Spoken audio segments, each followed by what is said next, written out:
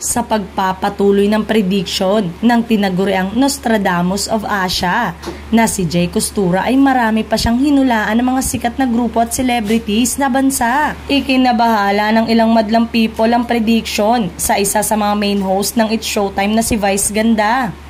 Nag-viral din ang ilang video kasi ng isang larawan kung saan may pasadi umano ang braso ni Vice na agad kinabahala ng mga fans. Prediction kasi ni Jay.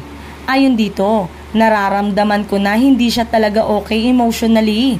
Tapos siya rin ngayon, base sa mga nakikita ko ay meron siyang physical sickness. So ibig sabihin ay may nararamdaman siya sa katawan niyang madalas ang pagkahilo ni Vice at hindi rin siya nakakatulog ng maayos sa gabi.